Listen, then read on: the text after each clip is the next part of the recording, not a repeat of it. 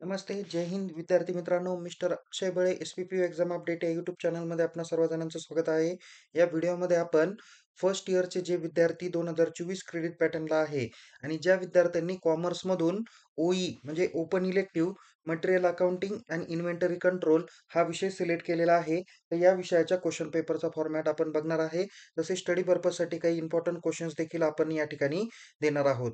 विद्यार्थी मित्रांनो, जे विद्यार्थी आर्ट्स, कॉमर्स, सायन्स तसेच आर्ट्स, सायन्स आणि कॉम्प्युटर सायन्स या विभागाचे विद्यार्थी असतील आणि ज्यांनी ओईचा म्हणजे ओपन इलेक्टिव्हचा विषय कॉमर्समधून घेतलेला असेल, ज्यामध्ये त्यांना material accounting and inventory control हा विषय ज्यांचा असेल, त्यांच्यासाठी आपण या क्वेश्चन पेपरचा फॉर्मॅट आणि इम्पॉर्टंट क्वेश्चन्स देणार आहे.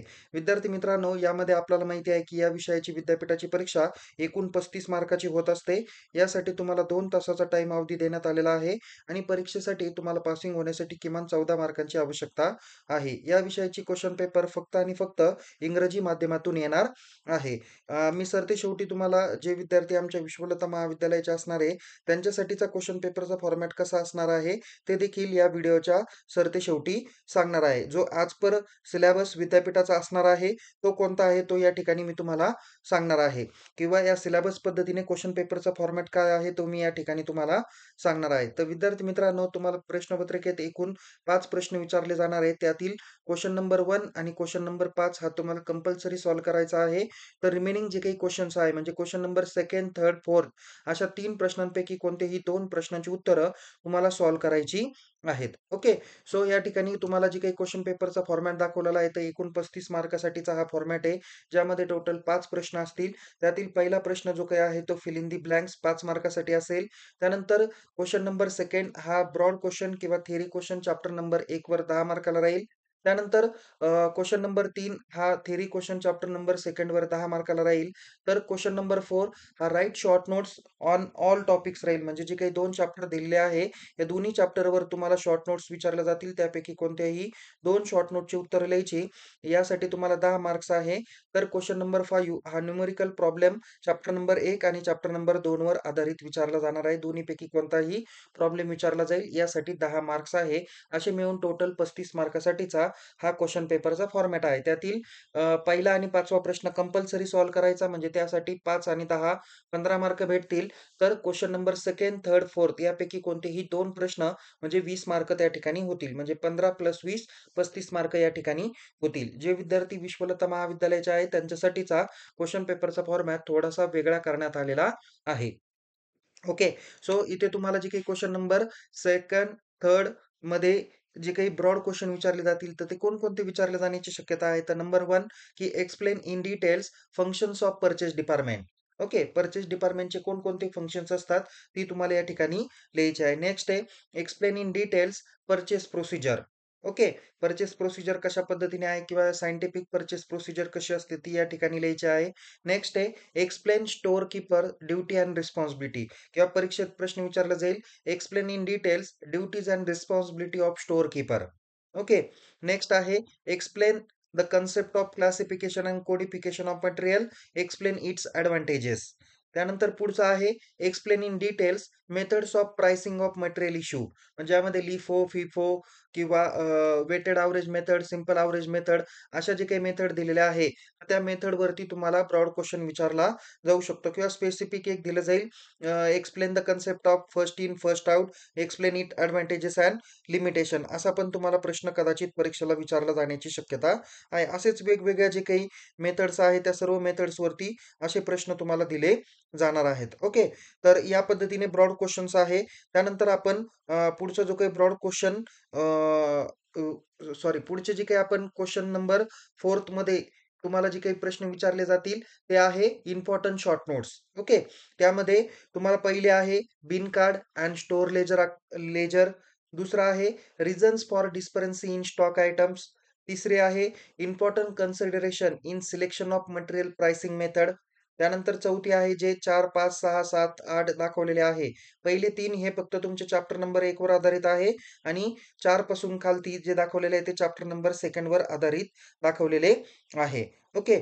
4 नंबर दिलेला आहे ई-ओ-क्यू ज्याला इकॉनॉमिक ऑर्डर क्वांटिटी असं म्हणलं जाईल. 2 नंबर आहे ए-बी-सी एनालिसिस. 3 नंबर आहे परपेच्युअल इन्व्हेंटरी सिस्टम. सॉरी 6 नंबर आहे परपेच्युअल इन्व्हेंटरी सिस्टम, 7 नंबर आहे कंटिन्युअस स्टॉक टेकिंग आणि 8 नंबर आहे टू बीन सिस्टम. ओके. तर या पद्धतीने तुम्हाला टोटल काय दिलेले आहे 8 शॉर्ट नोट्स दिलेल्या आहेत. आता आपण क्वेशन नंबर 5 कडे वळूया.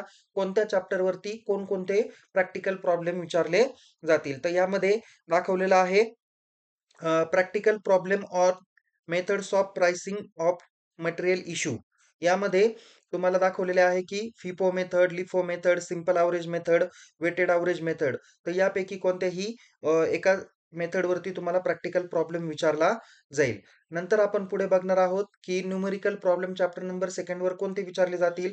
तर ते आहे तुमचे practical problem of EOQ, inventory level किंवा स्टॉक किंवा इन्व्हेंटरी टर्नओव्हर रेशो या पद्धतीचे प्रॉब्लेम्स आहे. ईओक्यूमध्ये तर तुम्हाला डायरेक्ट फॉर्म्युला यूज करून उत्तर लिहायचं आहे. तर इन्व्हेंटरी लेव्हल्समध्ये तुमच्या reorder level, maximum stock level, minimum stock level आणि एव्हरेज स्टॉक लेव्हल अशा मेथड्स तुम्हाला दिलेल्या आहेत.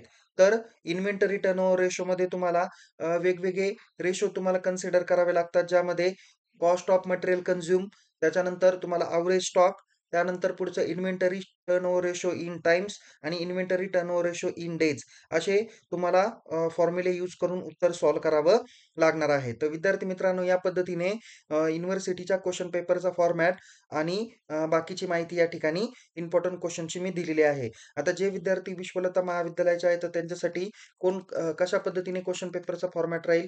तर विद्यार्थी मित्रांनो, त्या ठिकाणी क्वेश्चन नंबर 1 जो काही देण्यात आलेला आहे, तर तो आहे एका वाक्यात उत्तर लिहा. आन्सर इन वन सेंटेन्स किंवा आन्सर द फॉलोविंग अशा नावाने प्रश्न दिलेला आहे, ज्यामध्ये 6 ते 7 प्रश्न दिले जातील. त्यापैकी कोणतेही 5 प्रश्नांची उत्तरे लिहायची 5 मार्कासाठी. त्याला ऑर ईओक्यूचा प्रॉब्लेम प्रॅक्टिकली दिलेला आहे. म्हणजे ज्यापैकी त्यांना जो सॉल्व्ह करायचा असेल, तर ते काय करतील, तो प्रॉब्लेम सॉल्व्ह करतील. ओके. त्यानंतर क्वेशन नंबर 2 जो काही दिलेला आहे, तो लिफो किंवा फिफो मेथडवरती दिलेला आहे. त्यापैकी कोणताही एक प्रॉब्लेम सॉल्व्ह करायचा, त्याला ऑर ब्रॉड क्वेशन दिलेला आहे, जो चॅप्टर नंबर 1 वर आधारित दिलेला आहे. त्यानंतर क्वेशन नंबर 3 जो काही दिलेला आहे, तो स्टॉक लेव्हलवरती दिलेला आहे. त्यासाठी देखील 10 मार्क्स देण्यात आलेले आहे. त्याला ऑर ब्रॉड क्वेशन दिलेला आहे. तर क्वेशन नंबर जो काही 4 दिलेला आहे, तर त्यामध्ये तुम्हाला जो काही प्रश्न टाकलेला आहे, त्यामध्ये तुम्हाला रिऑर्डर इन्व्हेंटरी टर्नओव्हर रेशोच्या रिलेटेड 10 मार्काला प्रॅक्टिकल प्रॉब्लेम दिलेला आहे. त्याला ऑर शॉर्ट नोट्स पण देण्यात आलेल्या आहेत. तुम्हाला जो योग्य वाटेल, तर त्या पद्धतीने तुम्ही ते सॉल्व्ह करू शकता. ब्रॉड क्वेशन कोणते विचारलेले आहे, तर यामध्ये जे काही दाखवलेले आहे, तेवढेच ब्रॉड क्वेशन आपण चॅप्टर नंबर 1 वर आधारित देण्यात आलेले आहे आणि शॉर्ट नोट्स पण या ठिकाणी जे काही चॅप्टर नंबर 1 च्या आहे, त्याच शॉर्ट नोट्स आपण देण्यात आलेल्या आहे. कॉलेज वाईज क्वेशन पेपरचा पॅटर्न कदाचित वेगळा असेल. झालेला सिलेबस आणि विद्यार्थ्यांची कॅपॅसिटी यावर आधारित क्वेशन पेपरचा फॉर्मॅट हा असणार आहे. ओके. तर विद्यार्थी मित्रांनो, या पद्धतीने आपण क्वेशन पेपरचा फॉर्मॅट आणि इम्पोर्टंट क्वेशन्स आपण बघितलेले आहे. तुम्हाला या टॉपिक्स रिलेटेड जर का अधिक माहिती मिळवायची असेल, तर तुम्ही आपल्या चॅट बॉक्समध्ये मेन्शन करा. अधिक माहितीसाठी आपण आपल्या YouTube चॅनलला सबस्क्राईब करा. Telegram चॅनलमध्ये सहभागी व्हा. लिंक डिस्क्रिप्शन बॉक्समध्ये देण्यात आलेली आहे. पुन्हा भेटूया एका नवीन विषयासह, नवीन व्हिडिओसह. तोपर्यंत या व्हिडिओला लाईक करून आपण सबस्क्राईब करायला विसरू नका. पुन्हा भेटू. Take care. जय हिंद. धन्यवाद.